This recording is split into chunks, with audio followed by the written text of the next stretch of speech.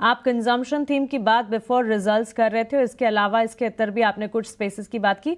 Banks financials को एक बार आपसे डिस्कस करना चाहूंगी, क्योंकि Q3 अपडेट्स जो आ रहे हैं बैंक्स के कमजोर आ रहे हैं। HDFC बैंक, इंडसइंड बैंक, बंधन बैंक, RBL, और खासतौर से अगर इनके पीछे के रीजंस की बात करें, week growth in loans and deposits कह सकते हैं, कलेक्शन एफिशिएंसी जो है लगातार डिक्लाइन हो रही है, चाहे फिर वो स्मॉल फाइनेंस बैंक हो या लार्जर बैंक्स हो। लेकिन PSUs की अगर बात करें, वहां पर ग्रोथ अबव गाइडेड रेंज देखने को मिली है, जो कि डेटा पॉइंट्स या अपडेट्स नजर आए हैं। Stocks like Bank of India, Bank of Baroda, इनकी loan book, domestic deposits, advances में ग्रोथ नजर आई है।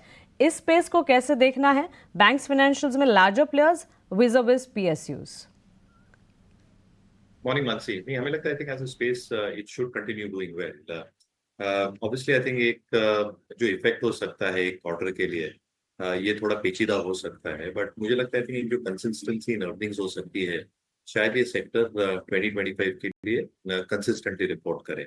जहां तक आई थिंक एक क्लासिकल आर्ग्यूमेंट रहा है private versus public with in the banking domain, जो पब्लिक सेक्टर बैंक्स के पास एक बहुत बड़ा एडवांटेज है, वो है उनका डिपॉजिट बेस, जो एक बहुत स्टिकी डिपॉजिट बेस है और एक लेगेसी वाला डिपॉजिट बेस है। इसलिए आई थिंक जो एक एक्सपेक्टेशन हम मान के रख सकते हैं in terms of steady state deposit growth expected to come through, I think वो शायद आंकड़ों पे दिखे as we unfold 2025 as well. दूसरी चीज आई थिंक जो एसेट क्वालिटी प्रेशर्स हैं, I think they are not so profound. In fact जो स्ट्रीट उम्मीद लगाया बैठा था पिछले तिमाही में भी कि एसेट क्वालिटी में शायद डिटेरियोरेशन देखने मिले because of the imbalance between advance and deposit mix, क्योंकि डिपॉजिट इतने पेस से ग्रो नहीं हो रहे कंपेयर टू एडवांसेस, इसलिए एडवांसेस को भी थोड़ा स्लो डाउन करना पड़ रहा है इन टर्म्स ऑफ क्रेडिट रिस्क। क्या निम्स और स्प्रेड्स पे एक प्रभाव आ सकता है, बट वो शायद अपरेंट या एविडेंट नहीं था, और जो कंप्रेशन देखा गया तो बहुत मार्जिनल था इन terms of Bips, and valuation very very supportive. और जो बेस स्ट्रक्चर्स हम देखते हैं मार्केट्स विद इंडिया में,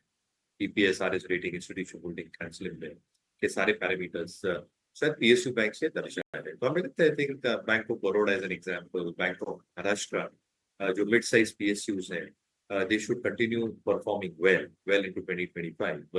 और प्राइवेट स्पेस से भी मुझे लगता है मानसी, आई थिंक जो मिड साइज प्राइवेट स्पेस के प्लेयर्स हैं, they should continue performing well as well, because जो पॉकेट और मार्केट्स में वो सर्व करते हैं वो नीश है।